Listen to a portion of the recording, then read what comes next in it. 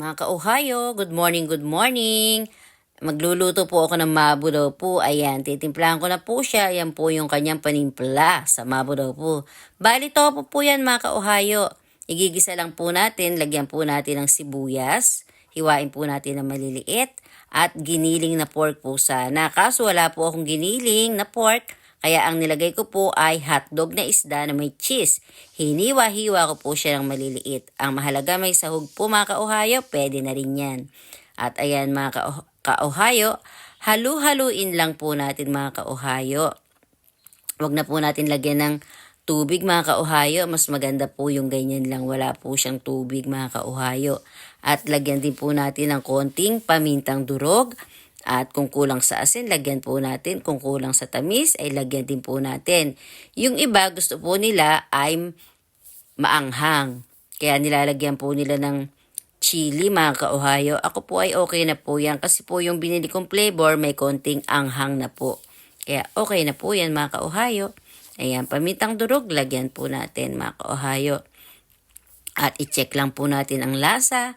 Kung okay na po siya, ay ayan, pakuluan lang po natin at okay na po yan para sa ating tang-alihan mga ka-Ohio.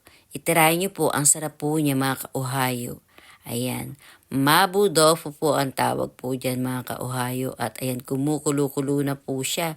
Ayan, konting halo-halo lang po mga ka-Ohio para hindi po, ayan, magkahiwa-hiwalay po ang ating tofu mga ka-Ohio.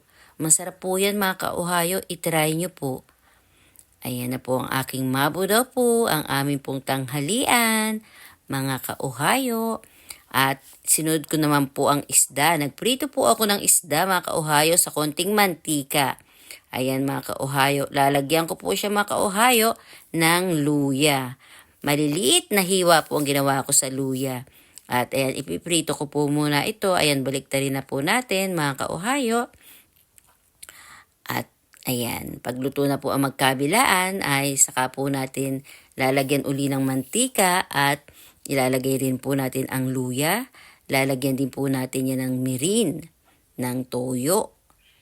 Ayan na po ang aking ilalagay. Maraming luya mga ka-Ohio. Gusto ko po ay maraming luya dahil ang sarap po niyan. Malasang malasa po. At ayan na po mga ka-Ohio. Nilagay ko na rin po ang luya, ang mirin, ang toyo, konting asukal at konting durog na paminta. At ayan, pakukuluan lang po natin saglit at luto na po yan mga ka-Ohio. Nakadalawang menu na po ako mga ka-Ohio. Ito na po ang aming tanghalian.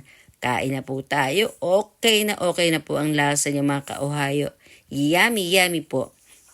Kain po mga ka-Ohio. Ang sarap po talaga nito. Lasang-lasa po ang luya niya.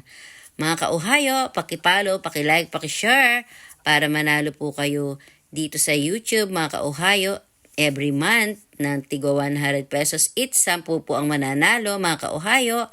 Maraming salamat po. Share lang po ng share. Ayan mga ka-Ohio, kain po tayong lahat. Medyo makulimlim po dito sa Japan mga ka-Ohio. Itry ninyo po ito. Ang sarap mga ka-Ohio. At madali lang iluto mga ka-Ohio. Ayan po mga ka-Ohio, kain po tayong lahat. Kumusta po kayong lahat dyan sa Pilipinas? I miss you all po at God bless us po mga ka-Ohio. Ayan po mga ka-Ohio, umuusok na. Maraming po salamat. Paalam. Bye-bye.